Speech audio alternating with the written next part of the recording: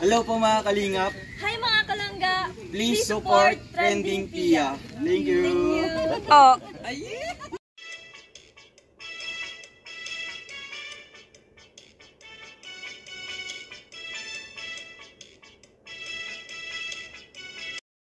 Hi guys! Welcome back to my channel, Trending Pia po. Ayan, bago natin i-start ang ating reaction video, pasalamatan muna natin si Lord sa maraming blessing. Lord, thank you po. At syempre, pasalamatan natin na may-ari ng video, Ruel of Malalag. Kung hindi ka pa nakasubscribe, subscribe ka na. At syempre po, kay Rachel Morales Vlog.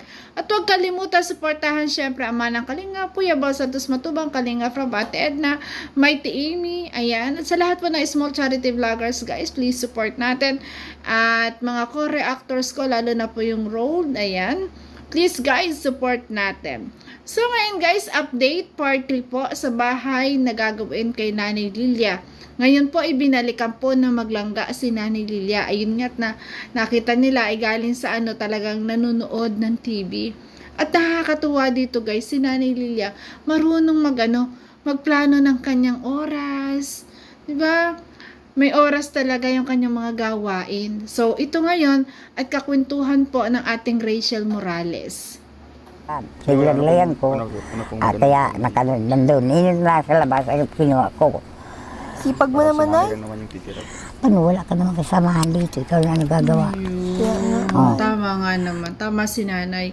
Napakahabi nga ni Bunso, napakasipag ni Nanay. Yun nga, sabi ni Nanay Lilia, wala naman kasing ibang gagawa kundi siya. Kaya talagang siya lang ang kikilos, di ba? Itong damit na ito, nakakuan lang dyan. Para pag may maiisuot ako. Pag medyo nabasa. Ang hirap talaga na mag-isa lang, tapos gantong matanda, di ba? Grabe. Nasaan kaya yung mga kamag-anak ni Nanay Lilia, no? Grabe, tapos yung pamamahay pa niya talagang sobrang liit. Kaya congratulations Nanay Lilia at kayo po ang napusuan ng Crew Rips family para sa unang pabahay. Ay grabe, nakakatuwa naman. Na talagang karapat-dapat kay Nanay Lilia kasi isa siyang senior na wala ng kakayahan para magpagawa pa ng bahay. Ayan, di ba? Sa kaunting na lang na buhay, kasi hindi rin natin masasabi ang buhay kasi may edad na siya. Ayan, deserve din naman niya makaranas sa isang maayos-ayos na tahanan, di ba? Ilong ko. Kaya, paano? Kaya. Siya mas malapit dito, kuya. Kaya naman agad, maisulong ko. So dito guys, ini-estimate na ni Dodong Ruel ang materyales, sinusukatan na po ang tatayuan ng bahay. Nakakatuwa naman si Ruel of Malalag kasi guys, kinausap niya si Nanay Lilia, tinanong niya kung gustong magkaroon ng bagong bahay, na magkaroon ng maayos na tirahan. Ang sabi ng matanda, oo, kaso hindi na niya kaya. Hindi niya alam kung paano pa siya makakapagpagawa ngayong maedad na nga siya, 'di ba? Hindi naman niya kaya na maghanap buhay. Ayan, 'di ba? Kanakausap-kausap ni Ruel of Malalag at nakakatuwa kasi talagang ayos ang nakakatuwa si Nanay Lilia. Talagang nag-open siya na gusto rin naman niya magkaroon ng isang bahay. Ayan nga, at sa tulong ng Ruel of Malalag, natagpuan siya ni Ruel of Malalag at ito na, beneficiary na siya ng Ruel of Malalag ng Maglangga. Ito pala, ayan sa Maglangga, sorry guys nga pala, ito ay talagang project na Maglangga kasi po ang Crew Reps po ay Ruel and Rachel Pabahay Supporters. Ayan, yung grupong yan po ay para po sa pabahay na Maglangga, tulong para sa patatayuan nilang bahay na Maglangga. Kaya nakakatuwa po at magkasama silang pinuntahan nila sila Lilia para kausapin at syempre, ayan nga, nag-estimate na ng mga gagamitin, sinukatan na yung lupa, 'di ba? Mula di ko na alam na mag-iinit ng ganitong masyado. Tapos maulan makakagam. Ay, maulan. Oo. Nakagulo yung mga manok. Pagka ganyan guys, yung mga manok nagpuputakan, tanda ko pa noon na talagang tuwan-tuwa ako kasi pag puputak ng ganyan, hahanapin ko na kasi may itlog. May pang-ulam na ako. Ay, di ba? Ang saya ng kwentuhan nilang dalawa ni Rachel. Nakakatuwa po. Nakatulog. Bakit hindi ka man dito nababasa? Ay, nung una, nababasa ako. Yun lang, floor mat na binili ko nung nakakapaglakad. Ang kailangan na bakal dyan, 10 Ay, at grabe. Dati pala siya'y nababasa. Ano? Ang hirap talaga. Kung sabi ko, lalagyan ko dito 10 ng floor tsaka mat. 8 mm. Ay, kung dyan naibubong ng apo ko. Ayun, ngayon, ito naman dito, kaya mga itim na yan, mga kwan na May yan, papel ka din ko. nilagyan na naman ng trapal. Kaya sabi ko, Ayun. Kaya hindi na daw tumutulo. Ayan. Ayan, nilagyan ng kanyang apo ng trapal. Diba? Kaso lang, ang mahirap naman kasi sa trapal, ang baba ng bahay niya, pag uminit, ang init sa loob. Talagang hindi ka tatagal sa loob.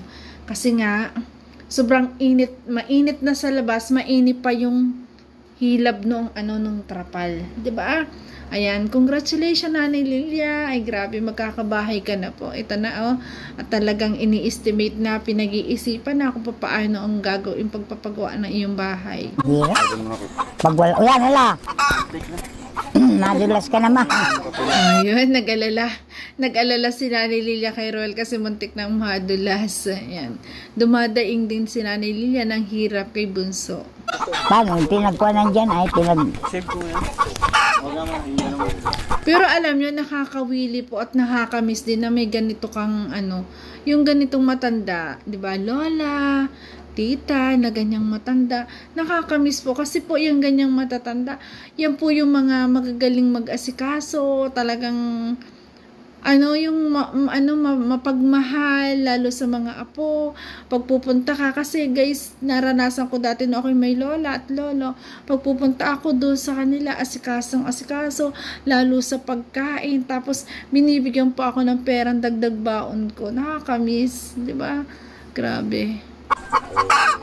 ang kukon kaya. Madami Nanay, na. nag-ano na ba yung manok mo dyan? Nagkukon na, nakaitlog na siguro. Ayun, nakaitlog na. Huwag na paganyan. Maliliit ang itlog.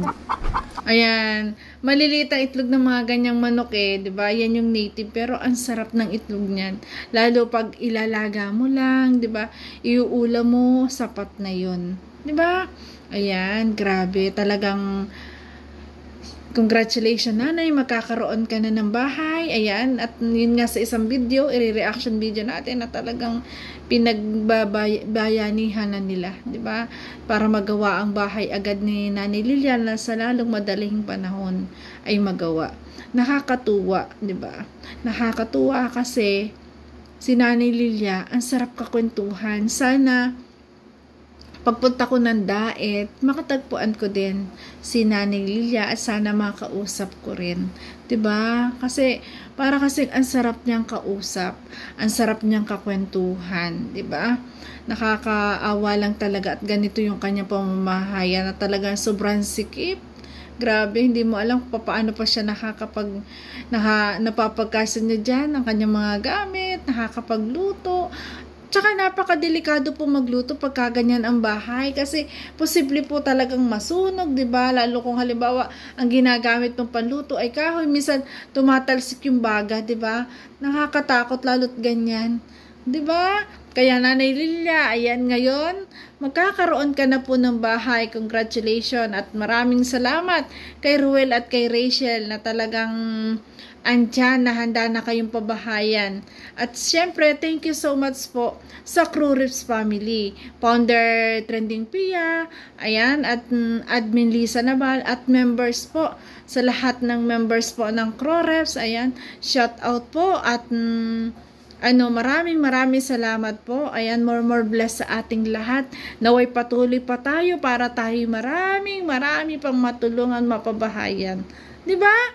So yan, ito na po yung update sa bahay ni Nanay Lilia. Ay sinukatan na po at ini-estimate na mga gamit. So yun guys, thank you for watching po. At kung nagustuhan mo reaction video ko, baka pwede pa like, share, and subscribe. Trending Pia po nagsasabi na always smile para laging beauty. Nakatuwa naman. Ganda na suot ni Bunso.